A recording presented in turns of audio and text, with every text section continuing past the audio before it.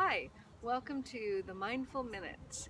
Today I'm talking to Michelle Babb of Eat Play Be. Michelle is a registered dietitian, and I am going to ask a question related to eggs. Hey, Michelle. intriguing. Woo, it's been burning at me for a while. A Just burning like, question about eggs. I yeah, can't wait. just like the sun on my face. Sunny side up. I've heard some really bad things about eggs lately, and I'm really disappointed because I love eating eggs. More bad news about eggs. I feel like eggs just continue to get a bad rap. What are you hearing now? Well, I heard that they're hard to digest. Interesting. So we finally kind of debunked the cholesterol myth with eggs, that was, a big contributor toward cholesterol, and now word on the street is that they're hard to digest. Right. And so Because they're high in protein. Okay, so too high in protein. Too high in protein to digest, especially if you eat raw eggs, which I would never do. But interesting.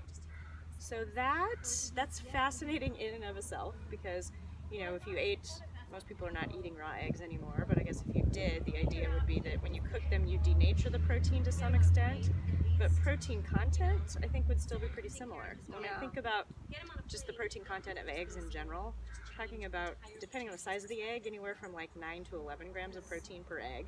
okay. And when you're thinking about a piece of meat that's like the size of your hand, you're talking about closer to maybe 20 grams of protein.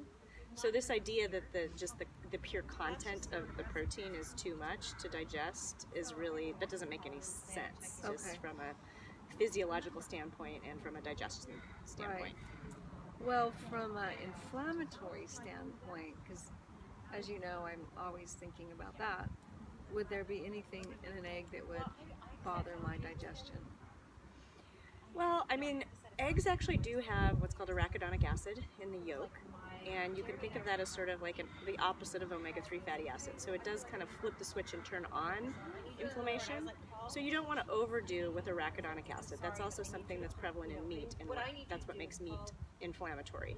But if you're eating some really good quality eggs that are, the organic cage-free omega-3 eggs, and you're doing a couple eggs with a whole skillet of vegetables, so a nice vegetable and egg saute or scramble, that's going to tip the scales more in favor of anti-inflammatory eating. So I think there's definitely a place on the plate for eggs, and you don't need to be afraid of them as long as you feel like you do okay digesting them. Okay. Well, thank you. You've made me really hungry now. Excellent. It's time for an egg scramble. Okay. Thanks, Michelle. And stay tuned. We'll have more mindful